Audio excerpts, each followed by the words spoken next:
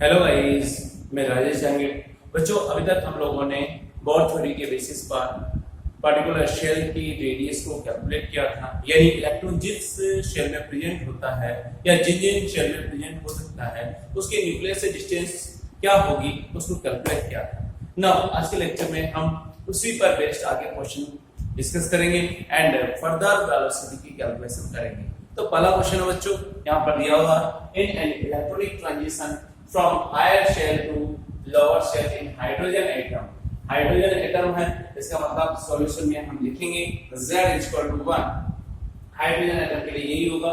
And higher shell से lower shell में जब वो ट्रांजिशन करता है तो ऐसे में जो रेडियस का डिफरेंस है वो इनिशियल रेडियस यानी जो लोअर शेल की रेडियस है उसके कंपैरिजन 24 टाइम्स है। तो आपको इलेक्ट्रॉनिक ट्रांजिशन फाइंड आउट करना है। ओके, तो मैं ऐसा कर सकता हूं, यहाँ पर R2 की वैल्यू क्या होगी बच्चों, जो कि हायर शेल की रेडियस है। यहाँ पर लिखेंगे हम 0.59 angstrom and 2 square divide bye Z। Z की वैल्यू यहाँ पर मान लिखेंगे बच्चों, क्योंकि यहाँ पर जो हाइड्रोजन है यानी वैल्यू मिलेगी 0.529 एंगस्ट्रॉम एंड स्क्वायर। यहाँ पर इसे इक्वेशन फर्स्ट लेंगे। R1 की वैल्यू क्या होगी, R1 equal to 0.529 angstrom n1 square. ये फर्स्ट शेल की रेडियस होगी, इसको सेकंड कर सकते हैं। तो यहाँ पर देखो बच्चों, Z की वैल्यू 1 है, इसलिए यहाँ पर Z की जगह 1 रख देंगे। तो हायर शेल की रेडियस ये होगी, लोअर शेल की रेडियस जो होगी, डिफरेंस पूछा उसने यहाँ पर, तो R2 R1 हम लेंगे। R2 R1 इक्वल टू होगा बच्चों 0.529 angstrom n2 square minus 0.529 angstrom n1 square. यहाँ पर मैं थोड़ा नीचे रख देता हूँ इसको, 0.529 एंगस्ट्रॉम n1 स्क्वायर कॉमन लिया जा सकता है। Yes, R2 R1 equal to आपका होगा 0.529 एंगस्ट्रॉम, यहाँ पर होगा n2 square minus n1 square, ये लिखेंगे। लेकिन यहाँ पर जो रेशियो दिया हुआ डिफरेंस का जो रेशियो है वो 24 टाइम्स है, यानी R2 R1 divide by R1, ये आपको दिया हुआ 24 दिया हुआ है। तो रख दीजिए यहाँ पर again 0.529 angstrom n2 square minus n1 square divide bye यहाँ पर 0.529 एंगस्ट्रॉम n1 स्क्वायर। इससे ये कैंसिल हो गया, क्या मिला 24 equal to n2 square minus n1 square divide by n1 square. क्या होगा, मल्टीप्लाई करो यार, n2 square minus n1 square equal to 24 n1 square. Okay, इसको इधर से इधर शिफ्ट करेंगे तो क्या हो जाएगा बच्चों, यहाँ पर n2 square equal to 25 n1 square, यानी ऐसे होगा n2 बाय n1 का रेशियो होगा, यहाँ पर n1 से डिवाइड कर दीजिए n1 स्क्वायर से और स्क्वायर रूट कर दीजिए, तो 25 बाय 1 का square root equal to 5 ratio आपका हो जाएगा 1। यानी हायर शेल होगा वो 5 होगा और लोअर शेल होगा वो 1 होगा। तो इस तरह से हम क्वेश्चन को सॉल्व कर सकते हैं। ये एक अच्छा क्वेश्चन है ना। एक सिंपल सा क्वेश्चन और लेते हैं बच्चों इसी के आगे, जो कि बहुत रेडियस पर बेस्ड है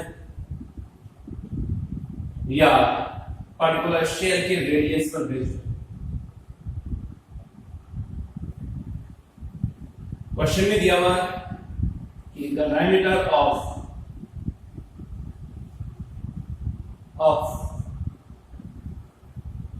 the shell in which electron present is 20 nanometer. Find the n value of the shell in hydrogen atom. Find the n value of the shell in hydrogen atom. ये आपको कैलकुलेट करना है। तो question लिखते हैं बच्चों, start करते हैं क्वेश्चन। क्या होगा, the diameter of a shell shell and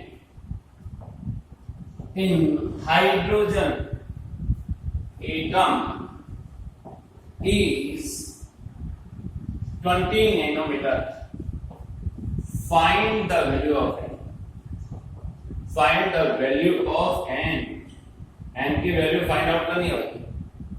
diameter आपको दिया हुआ, n शेल का डायमीटर दिया हुआ. चलिए सॉल्यूशन की बात करते हैं. डायमीटर दिया हुआ, यहाँ पर मैं ऐसा कर सकता हूँ, radius R N equal to क्या होगा, diameter divide by 2. Yes, divide by 2. 20 nanometre divide by 2 10 nanometre हो जाएगा. और nth शेल की रेडियस क्या होती है, but R N equal to क्या होगा बच्चों, आर एन nth शेल की radius according to Bohr theory in hydrogen atom 0.529 angstrom and square divide by Z. Z की वैल्यू क्या होगी हाइड्रोजन के लिए, रख सकते हैं जेड की वैल्यू 1. क्या रखेंगे बच्चों, जेड की वैल्यू 1 रखोगे. वैल्यू क्या मिलेगी, अगेन 0.529 एंगस्ट्रॉम एंड स्क्वायर. क्या ये दोनों वैल्यू सेम ही है? यस. ऐसे इक्वेशन फर्स्ट करेंगे, इसको इक्वेशन सेकंड कहेंगे.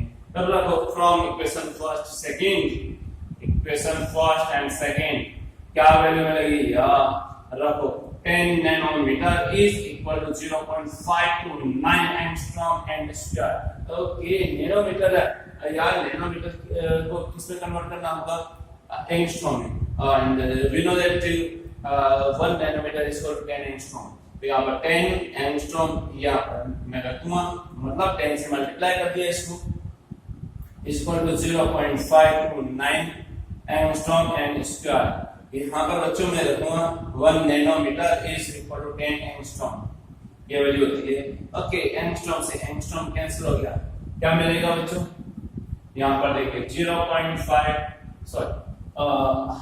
Divide by 0.529 is equal to n square.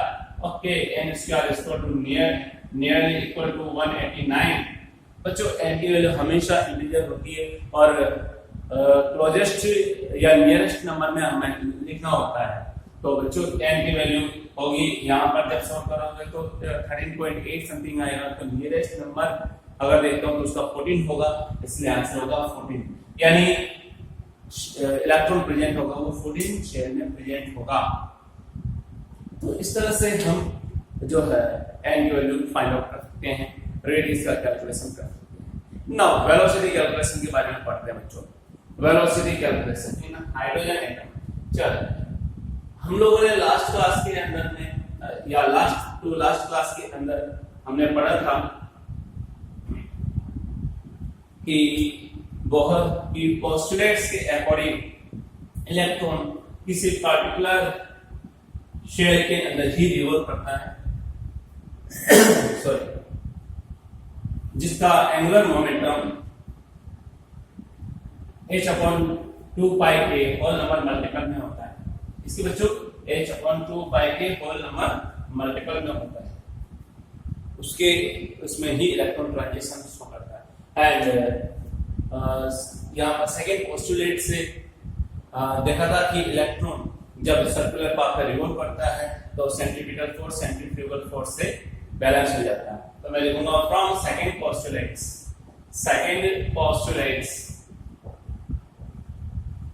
Of Bohr. क्या था बच्चों, यहाँ पर mv square by r is equal to k z e square upon r square. ये था, हमने देखा था r से r कैंसिल, यानी mv square r is equal to k z e square. ये वैल्यू होगी. क्या और कुछ वैल्यू बता सकते हैं? नहीं, बस इसी की बात करेंगे पहले. नाउ फ्रॉम हर पोस्टुलेट्स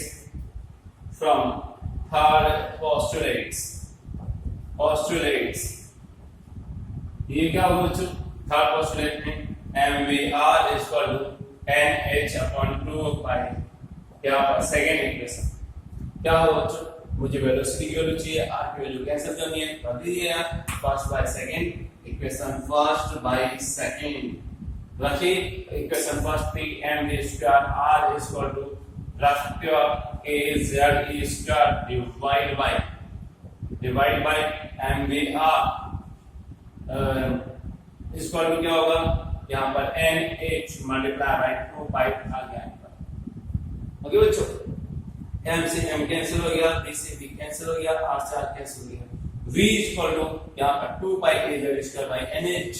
एक फॉर्मूला बनता, शानदार फॉर्मूला बनता बच्चों, क्या मिलेगा यहाँ पर V is equal to K, यहाँ पर KZ या 2 pi KZ square divide by NH।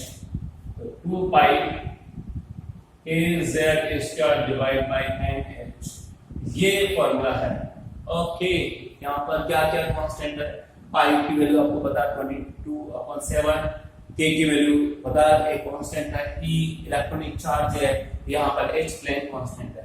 तो मैं यहाँ पर लिखूंगा बच्चों K इज इक्वल टू यहाँ पर आपका होगा 9 into 10⁻⁹ newton metre square per coulomb square. Okay, electronic charge है 1.6 into 10⁻⁻19 कूलम एंड K की वैल्यू मैंने रख दी, E की वैल्यू रख दी, H is equal to Planck constant कितना 6.626 into 10⁻⁴ जूल सेकेंड। ओके, यानी N एंड यहाँ पर Z यही रहेगा, पाई की वैल्यू आपको पता है इसी। तो पुटिंग दीज वैल्यूज, पाई की वैल्यू भी रख देता हूँ यहाँ पर, पाई इज इक्वल टू 22/7। तो पुटिंग दीज वैल्यूज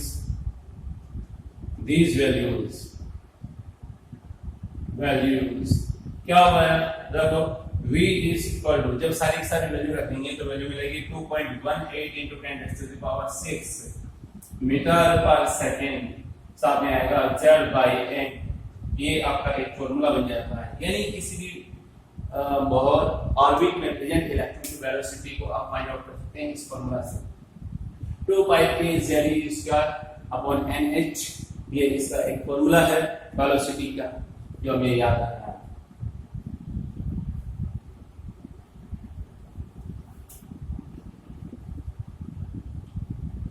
बच्चों यहाँ पर डिफरेंट छोटे छोटे केस ले लेते हैं। केस क्या है यार, देखो इधर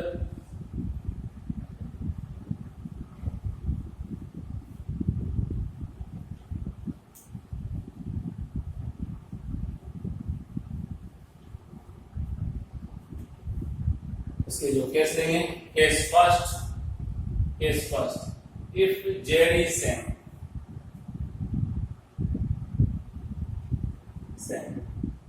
Z by N था तो क्या होगा बच्चों, V is inversely proportional to आपका हो जाएगा N, यानी N की वैल्यू जैसे जैसे बढ़ेगी वैसे वैसे V की वैल्यू डिक्रीज होगी।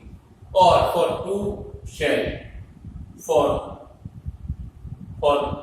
two electrons present in various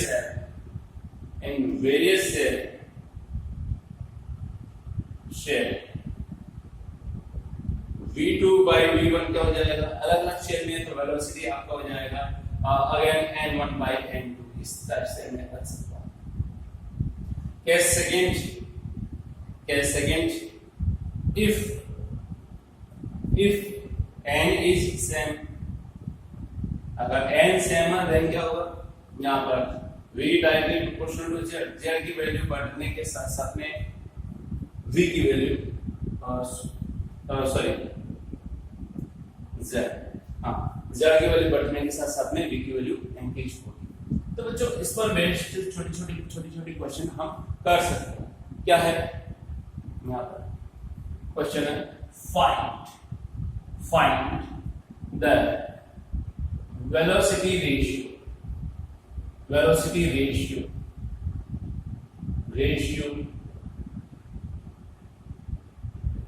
V1 ratio, V2 ratio, V3 in hydrogen atom। Hydrogen atom में V1, V2, V3 के रेशियो में फाइंड आउट करना, जबकि N1 N2 and N3 है वो 1 2 3 है। क्यों, क्योंकि यहाँ पर V1 है वो फर्स्ट सेल की एनर्जी को या फर्स्ट सेल की वेलोसिटी को रिप्रेजेंट करता है, फर्स्ट सेल में प्रेजेंट इलेक्ट्रॉन की वेलोसिटी।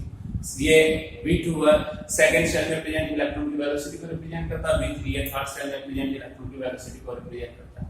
ओके, तो क्या करें सॉल्यूशन में, देखो we know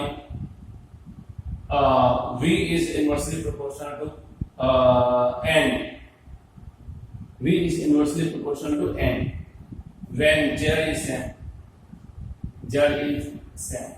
इसकी वैल्यू अगर सेम होगी तो ऐसा लिखेंगे बच्चों, ओके। और ये तो है ही सही, इसलिए क्या होगा V1 ratio V2 ratio V3, okay रख लो ये यार, यहाँ पर 1/1 रेशियो 1/2 रेशियो 1/3, ओके एलसीएम लोगे तो 6 रेशियो 3 रेशियो 2, यानी वेलोसिटी का रेशियो क्या होगा V1 ratio V2 ratio V3 is equal to 1, 6 ratio 3 ratio 2।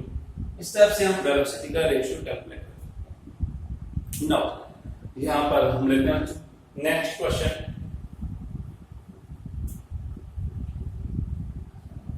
Next question,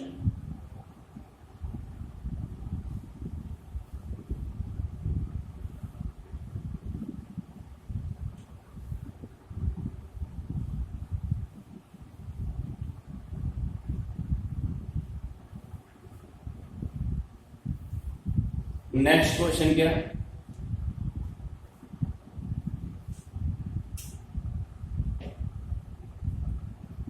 if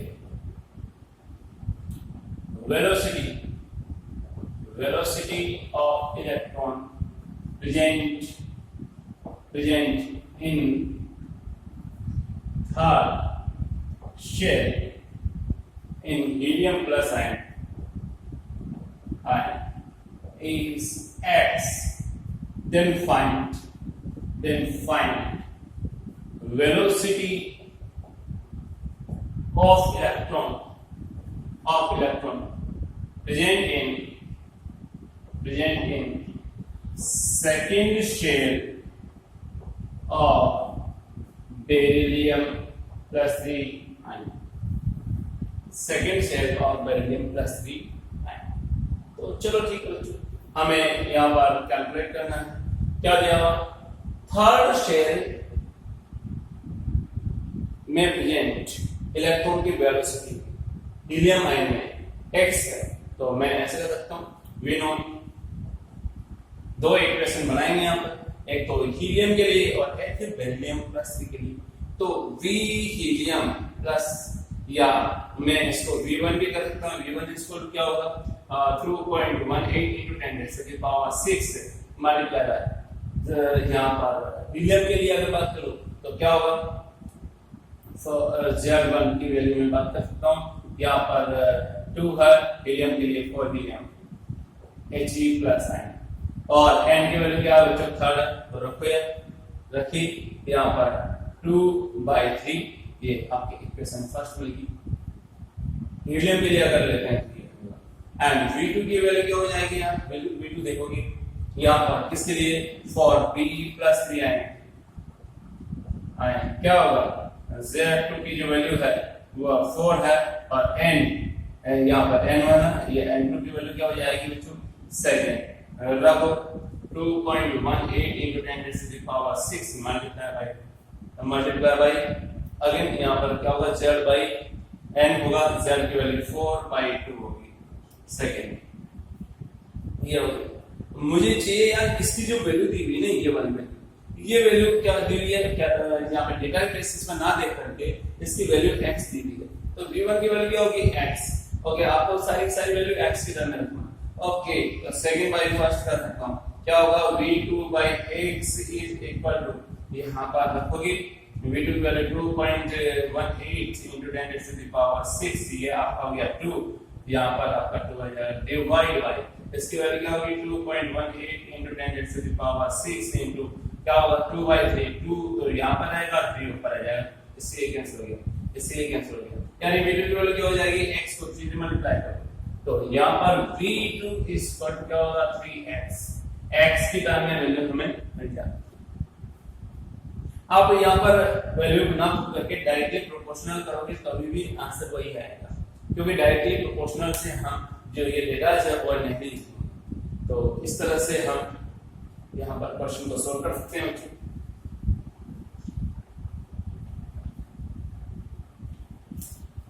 next question है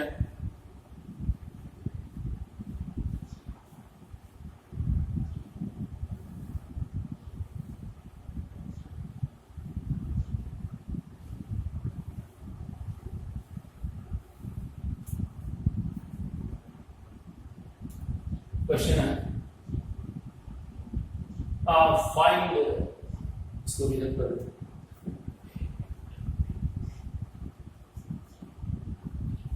find the velocity of electron present in fifth shell of Be plus 3 ion। Fifth shell में present electron की velocity निकालना Be plus 3 ion। Solution क्या होगा for Be plus 3 के लिए Z की value क्या हो जाएगी, आप लिखोगे Z की वैल्यू 4 आएगी, ओके, और साथ में क्या लिखेंगे यहाँ पर N की वैल्यू क्या हो जाएगी, फिफ्थ शेल की बात कर रहे हैं, ओके, वेलोसिटी क्या हो जाएगी V = 2.18 into 10⁻⁶ Z by N होता है आपको यार 2.18 into 10⁻⁶, Z की वैल्यू है 4 और ये है आपका 5। ओके बच्चों, जब इसको हम सोल्व करेंगे तो क्या हो जाएगा, ये वैल्यू आएगी 0.436, ये वैल्यू आ जाएगी। जब इसको 5 से डिवाइड करेंगे तो ये आएगा, 4 से मल्टीप्लाई कर लीजिए, तो 4 से मल्टीप्लाई करते हैं बच्चों, और वेलोसिटी इज इक्वल टू क्या होगा, 4 से मल्टीप्लाई करेंगे तो यहाँ पर 4 एंड 1.744 into 10⁻⁶ मीटर पर सेकेंड है। इस तरह से बच्चों यहाँ पर बोर थ्योरी के अकॉर्डिंग किसी पर्टिकुलर ऑर्बिट में प्रेजेंट इलेक्ट्रॉन की वेलोसिटी हम फाइंड आउट करते हैं। Thank you.